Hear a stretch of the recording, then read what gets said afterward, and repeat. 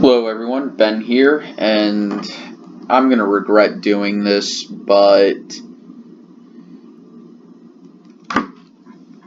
I'm going to be doing a tier list for every president of the United States, because of course I am. So, first thing I'm going to do is every modern president, that means any president post 1980, I am going to put in C tier because I don't think it's right to rank them. So that would be, where's W? Looking for his image. It's a little hard. There he is. There's W. Then there's Slick Willie, and then you've got HW, and then where's Reagan? There he is. There's Reagan. So they will be adjusted as time goes on, and Reagan's going to be the first one from this list who gets ranked. I'm also going to try to put them in most recent, furthest to the left. So obviously we're going to start in F tier, and I need to try and remember which image is who. That's Quincy Adams, that's John Adams, that's Chester Arthur, this must be James Buchanan. Oh good, it's sorted by last name. That's actually really useful. It is really useful. Actually, I'm not going to sort them in any particular order, but Buchanan definitely goes in F tier. Anybody who has even heard of Buchanan and knows and when he was president should know why he's on this list. For those of you who don't know, look up the American Civil War. You'll get it.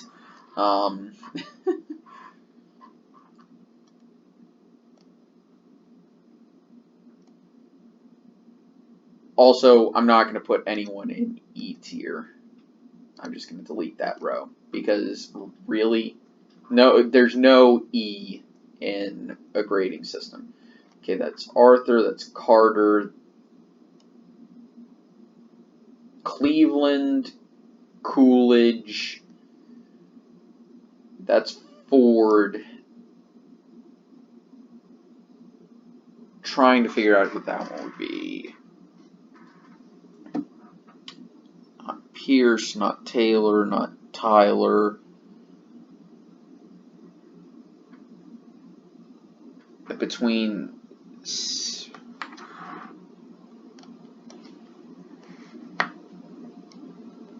C and F, so there's D.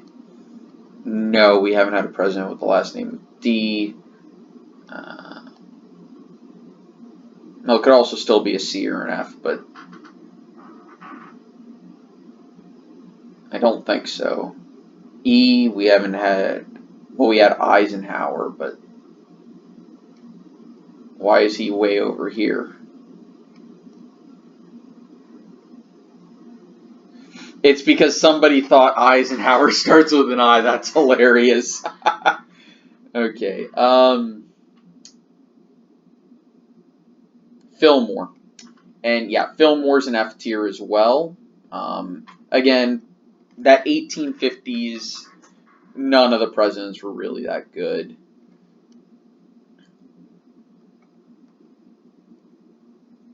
Ford. That's Hayes. That must be one of the generic bearded presidents. Harrison. Yeah, that's Harrison. Which is weird because that's Grant. That's Harding. Actually, Harding is F tier as well. If you don't know why, not only does he have Teapot Dome, but he made sure that he was into the ladies, and I guarantee you that some of them got his Teapot Dome. That was a terrible joke. Oh, no, sorry, that's Benjamin Harrison. I'm trying to remember who that one is. I'll figure it out eventually. Okay, that's Grant. It's Benjamin Harrison. That's Rutherford Hayes. That's William Henry Harrison. And because there's nothing to grade him on, and he died immediately, I'm also chucking him into C tier. You can't really say anything about him because he died in 30 days. Herbert Hoover, I'm going to put into D tier. He wasn't as bad as people think. He just inherited it. He just got the short end of the stick, and he did what he could. He actually used some of the same policies as FDR, or at least attempted to, when he found out that there was a Great Depression. He did try doing nothing at first, but then he actually tried to lessen the effects. There's Andrew Jackson, Thomas Jefferson. I want to make sure there's no one left in F tier. Lyndon Baines Johnson, that's Andrew Johnson, and he is definitely F tier. Kennedy, Lincoln, that's Madison. Yeah, that's Madison.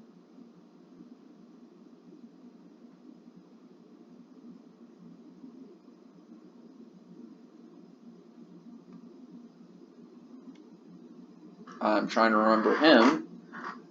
McKinley, Monroe, Nixon. Oh, no, this is Franklin Pierce.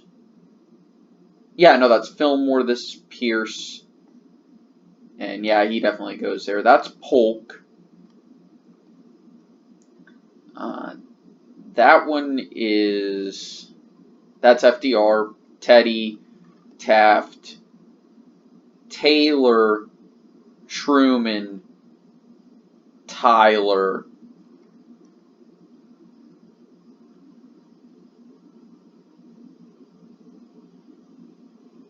Van Buren, Washington, and that is Wilson. Okay, so let's look for presidents who I would consider D tier.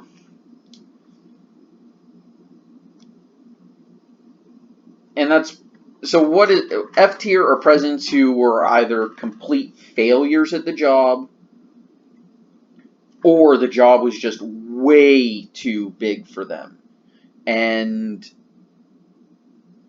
actually made the nation worse, quantifiably and objectively. Like, they would fail a class. Like, they failed the class How to Be President 101. That's how bad we're talking about, okay? Again, with the modern presidents, we don't know for certain, okay? And William Henry Harrison, again, he died too soon. He gets an incomplete on his coursework. We're still grading the Reagan, H.W., Clinton, W., Obama, and Trump. Trump is still taking the course, obviously. D tier is basically, and anyone else in C tier is going to be anyone who's just like, yeah, they did a job, they were president, they're just not memorable at all, they did some good, they did some bad, but overall the nation came out alive. D tier is someone who they would pass, but let's be honest here, they only passed because there was either nothing to do, or they made things worse, but they at least tried to make it better. And it was only, the presidency was only slightly above them, just too big for them, unlike the people in F tier who was just, they were completely unsuited. The first one I can think of is Jimmy Carter, and he kind of gets the short end of the stick here because I draw the cutoff line at 1980 for modern era. However, he was the last president before 1980. But I think we can all agree the job was just too big for him. And that's not a knock against him as a person. He was a great person. Still is. Seriously, look up his humanitarian efforts. He is a great human being. He is the type of person you would want to be your president if there weren't so many crises. Seriously, he had to deal with stagflation, the oil crisis. He had to deal with the Iran hostage crisis. It was just too much for him. And You know, he also had the Cold War going on. He had to manage diplomacy with the Soviets, and it was kind of a mess. Then I'm putting Ford in, and he gets that because he failed the one big assignment he had, which was not pardon Nixon. He pardoned Nixon, as we all know.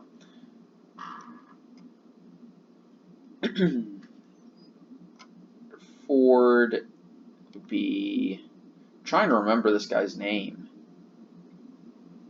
Grant also goes into this. He allowed a lot of corruption to go on, either because he didn't believe there was corruption going on in his cabinet, or he was just completely unaware of it. So yeah, it's kind of sad. Let's look at... Oh, Benjamin Harrison kind of fits into that category as well. Followed by Rutherford Hayes, who kind of, maybe some people rigged the election for him. He promised to serve only one term, and, well, he also ended Reconstruction and allowed a lot of the problems with the post-Reconstruction South to occur, with tenant farming and the KKK and a bunch of other stuff that was going on. The rampant segregation and racism, and not actively protecting the rights of newly created citizens. We got Jackson, Johnson, Kennedy, Madison, Monroe. Nixon, I'm also dropping into D tier for the sole reason that despite his tenure in office actually being surprisingly good, Watergate ruins his reputation. A lot of people probably put him in F tier because of Watergate, but they're ignoring a lot of the good that he did. He was the one who started the EPA.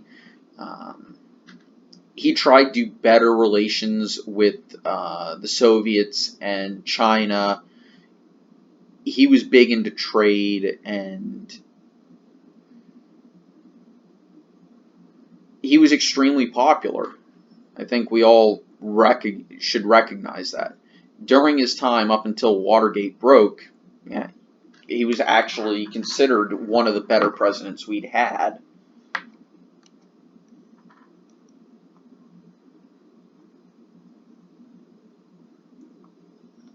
That one's Polk, be Roosevelt, FDR, Teddy, Taft. Yeah, Taft, we'll talk about, I don't think he was that bad. It's Taylor.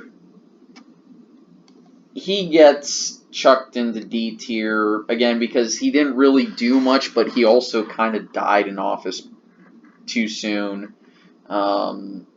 He was maybe unfit to be president, if we're 100% honest, and not in like he was a controversial figure or anything like that. He wasn't really a political person, and he kind of just let things happen rather than try to change things.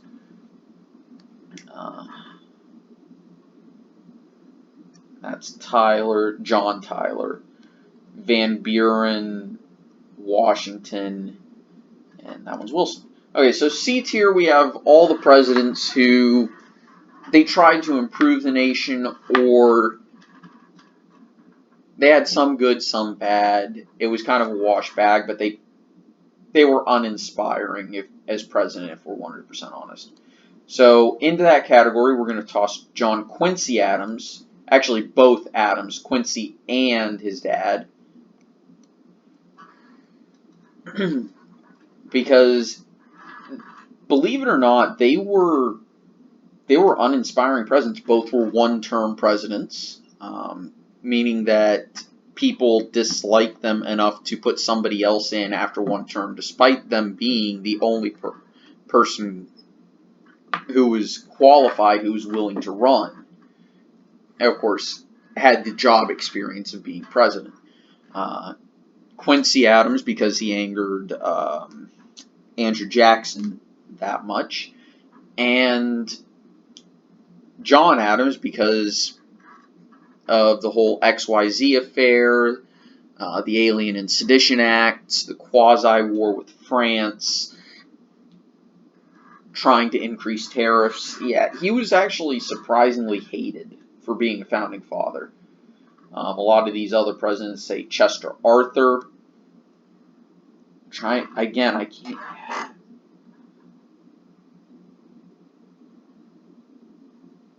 Cleveland kind of goes into this category. Fun fact about Cleveland, he had cancer. I think it was even brain cancer. And he had a secret surgery to get it out of there, but it was secret, and they had to enter to get rid of the brain cancer through his mouth, so that no one would actually know he had cancer. He survived the whole thing too, and here's the best part: his vice president didn't even know. It was again, I can't remember this guy. Eisenhower, Jackson, Jefferson. LBJ was kind of uninspiring as president. Yes, he completed a lot of what JFK started with the Great Society and the Civil Rights Acts, but he also got us much more deeply involved in Vietnam, and in general didn't make matters any better. McKinley kind of goes into this category as well.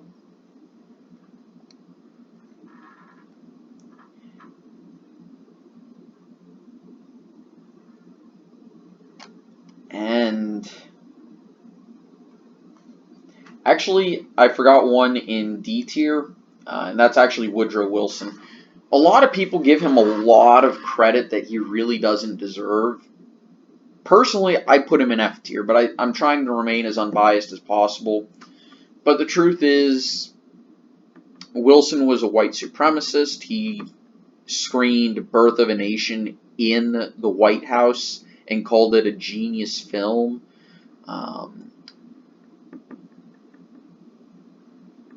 He claimed that he didn't want in World War I, but he brought us into World War I, and he was so ineffectual that he couldn't even get his signature idea ratified by Congress, and that was the League of Nations. Yes, it was set up, but the United States didn't join. That's kind of how ineffective a president he was. He started an income tax against what most people wanted. And of course, he got Congress to side with him on this, but they were following him because he was the leader of the party at the time. He created the Federal Reserve, which is I somewhat sarcastically call it the National Bank of the United States, but it's only somewhat sarcastic. Yeah, so not a great person, and his term as president wasn't great if we're looking at this objectively. I could chuck Van Buren in there too, because he's kind of straddling that line of D and C. He did not make friends of his successors or his own party, and people kind of forget about him.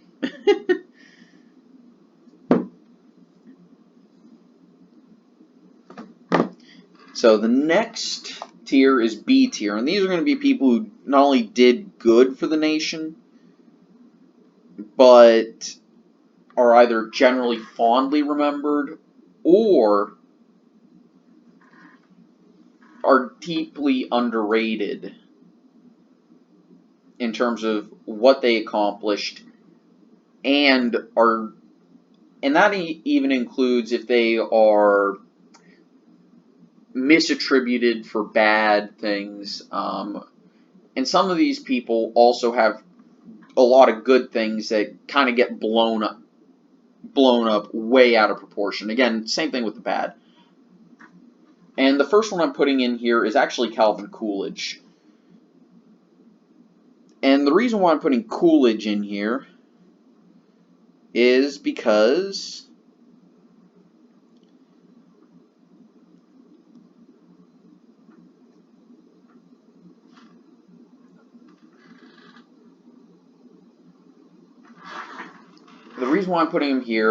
people blame him for the Great Depression when the reality is he probably didn't have anything to do with it. You could replace him with FDR, like if you just literally swap the two of them out, and FDR would be getting the blame these days.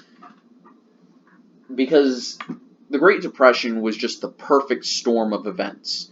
Too much credit floating around, people buying stock and speculating on credit,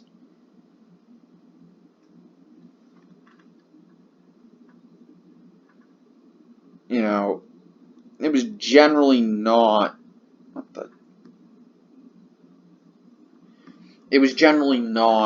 of course you had the Dust Bowl, the market collapse called in a bunch of loans and people wanted to get their cash out as quickly as possible.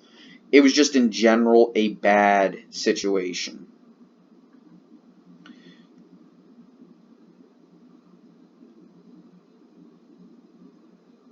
So I generally don't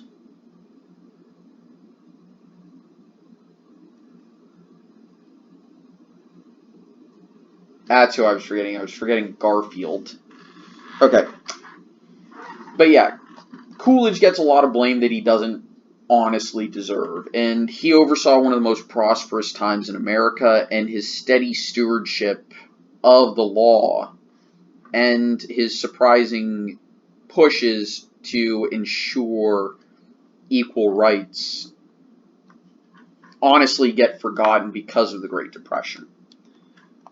Next in B tier, actually I'm going to be chucking Garfield into C tier. Most people just don't remember his presidency, and he really didn't do much. And he got shot probably on a Monday.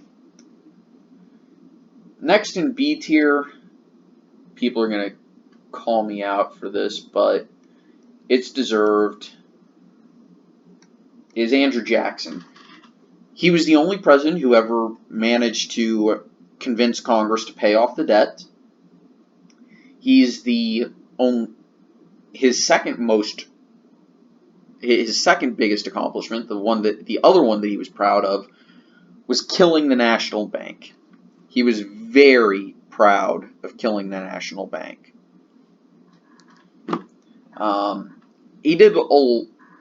He reduced tariffs as much as he could. He tried to keep generally peaceful foreign relations.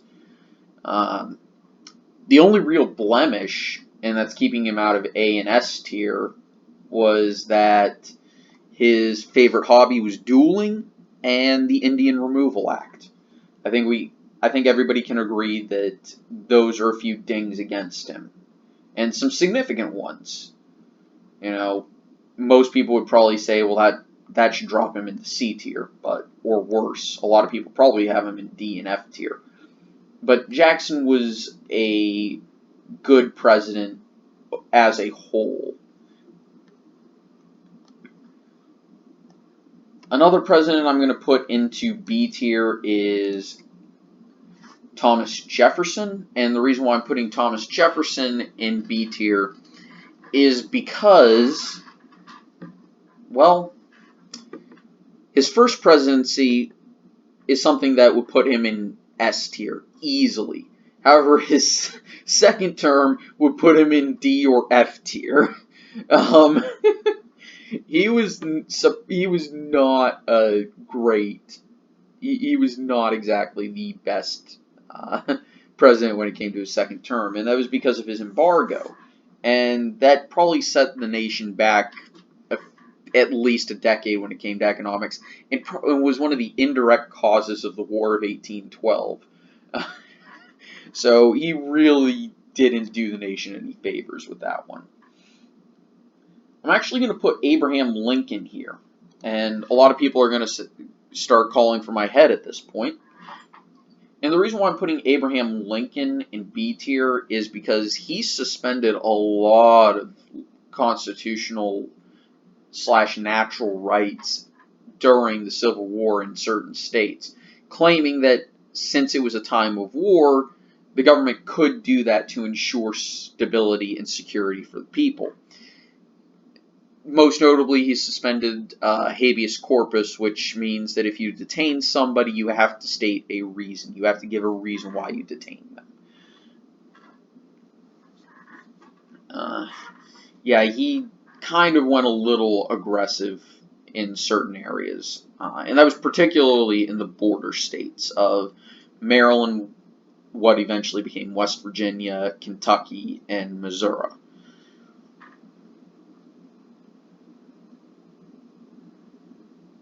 And the other interesting thing is, he was a supporter of a lenient Reconstruction, of one that wasn't too harsh in its punishment of the South. And that probably would have brought him to loggerheads with congressional and Senate Republicans, who would have been pushing for a much harder and stiffer stance on the issue. And I don't think Lincoln would have bowed to the pressure like Andrew Johnson kind of did. So he was kind of saved in terms of his how we remember him by being assassinated. As sad as that is to say, if he wasn't assassinated, most people probably would rate him as a mediocre president at best, because he would have survived his second term. He might have been impeached, if we're 100% honest.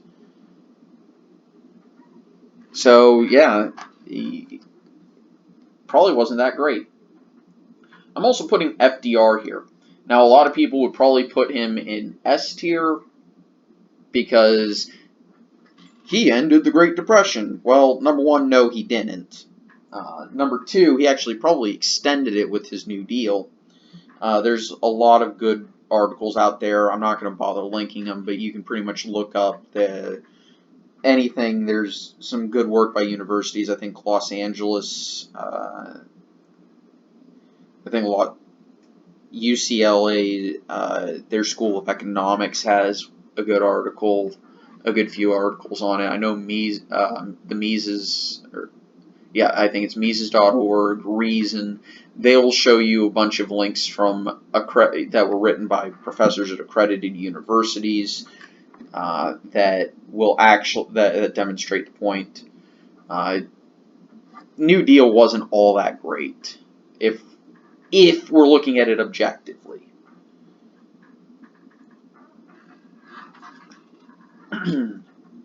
And the New Deal also discriminated against African Americans. The policy was, give it to the white person. If you have a job available, give it to a white person first. But that said, it's more than what the Republicans were offering. So that's one of the reasons why African Americans went to the Democratic Party.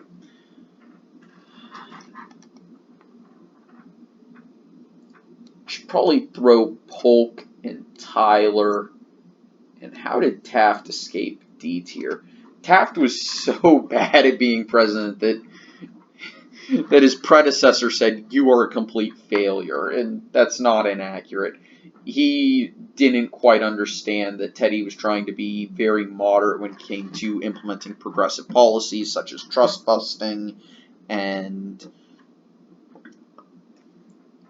labor reforms. And Taft was also a lot more conservative as well, but he also didn't understand nuance. I kind of forgot about that. Yeah, Polk and Tyler kind of get forgotten about. The only real notable things they did was the Mexican-American War and getting kicked out of their own party. respectively.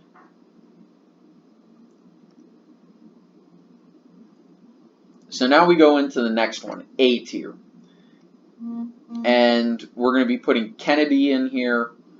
We're going to be putting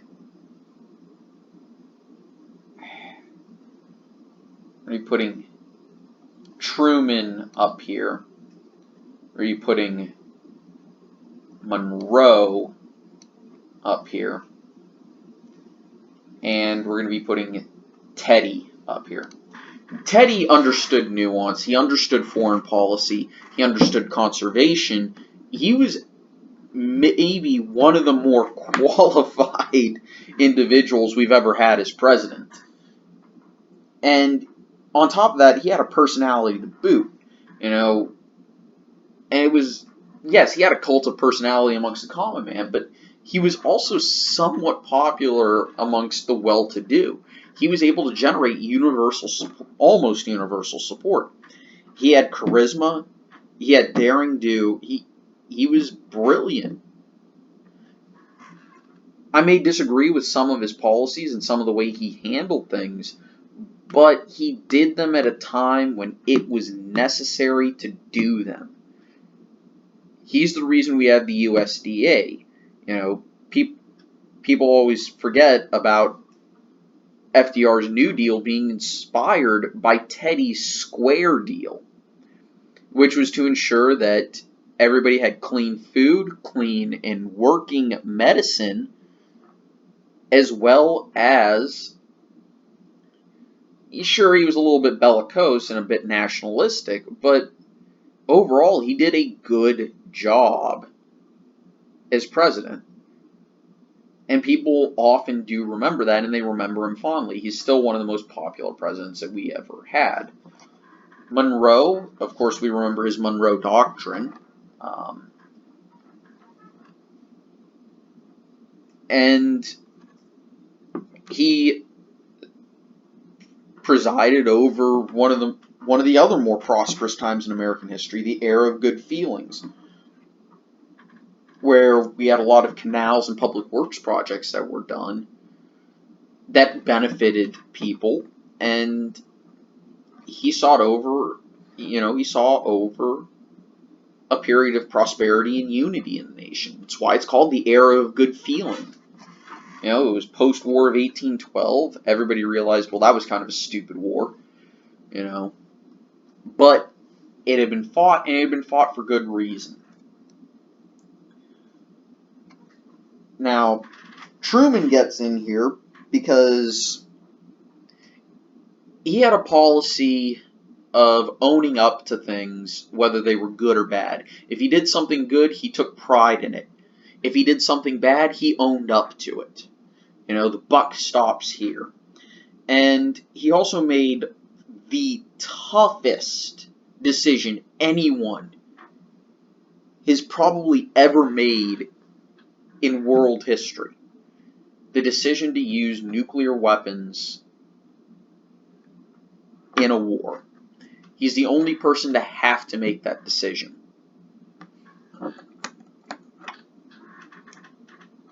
Well, maybe not the only person, but he's the only person who managed to not only use them, he's the only person to have actually used them. But he also was the first, which means it was a little bit harder for him to make that decision.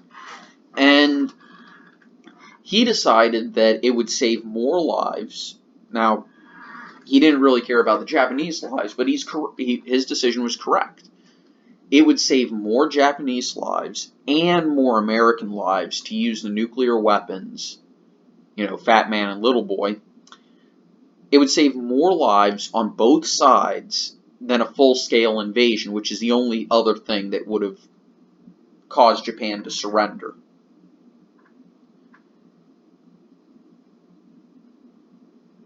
And the only other way Japan would have surrendered might have been if the Soviet Union invaded, but it would have taken the Soviets at least a year.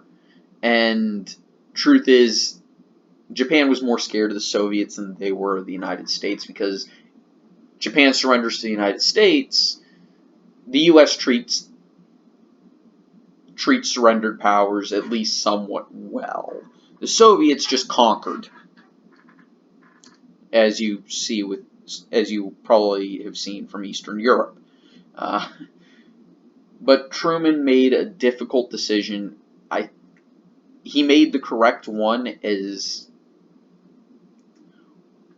much as we maybe want to say, argue about whether or not it was right to drop the A-bomb. He probably made the right decision. And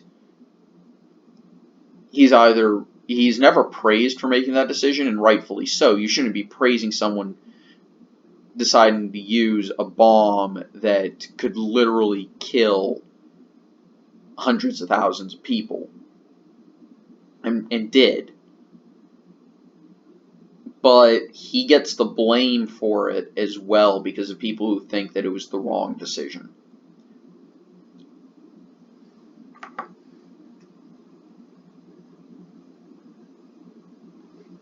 Now, John F. Kennedy gets in there because he was the one who started pushing for civil rights. He was for the Civil Rights Act in '64. He was the one who kick-started NASA and gave him an actual goal rather than just explore space or anything. He said, get to the moon by the end of the decade. He did a lot to make the nation better. He oversaw the most tense foreign policy situation in American history with the Cuban Missile Crisis.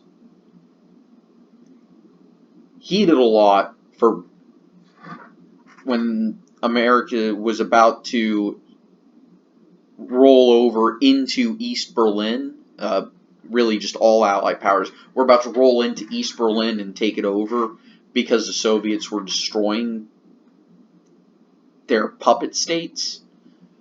He agreed to back off, even if it meant economic despair for the East Germans. He decided it was better than going into a full-scale global war. Yes, he started our involvement in Vietnam, but he only wanted it to be very limited.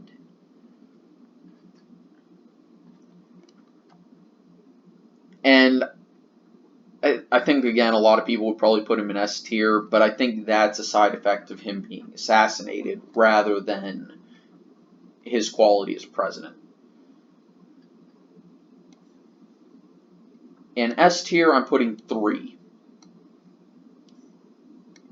Washington, Madison, and Dwight Eisenhower. Now, you're going to be thinking, whoa, that's a weird list. And if you've seen my top 10 presidents list, you're going to think, okay, well, this isn't exactly the way you had them, and I'm going to explain that there's a reason for that. I'm trying to remain unbiased. I'm also trying to take into account the negatives as well a lot more, rather than just focusing on the positive. In addition, I'm also trying to make it less about how I rate them, taking into account public opinion. I'm trying to rate them as accurately as possible, saying, yeah, they could dominate, and they would have done well in any era. George Washington, for example, he essentially had to create every idea of what the president's job is supposed to be. It was his job to say, okay, well, I know my job is to sign bills into law and make sure that there's, a proper way of executing them. But I'm going to need help doing that. I know it's my job to manage the military, but I'm going to need help doing that. So he created the cabinet. And he also realized, well, there's no term limits, and I don't want a king, so I'm going to voluntarily leave after a second term, figuring 8 years is more than enough. He was well-liked throughout his presidency. He was well-liked after his presidency. No one is going to argue with me putting him here. Madison is a little bit different. People tend to forget a lot about what Madison did. Madison was Jefferson's successor. he was not exactly... He was put into a kind of rough situation. American sailors were being impressed. Most people, if they remember anything about him, is the War of 1812 took place under his watch. And truthfully speaking, this is kind of here because he's the one who organized and brought together all the compromises that formed our Constitution. Even if he didn't agree with some of the positions there, he was the one who forged those compromises. And people need to remember that. Eisenhower, I've put him this high because, again, he is extremely well liked by everyone.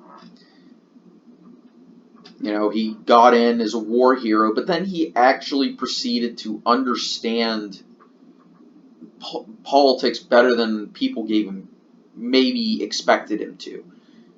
He created the interstate highway system both as a means of rapid communication and transportation for military, but he allowed civilians to use it as a way to better economic output in the United States. One of the few times I would argue that a government policy did that.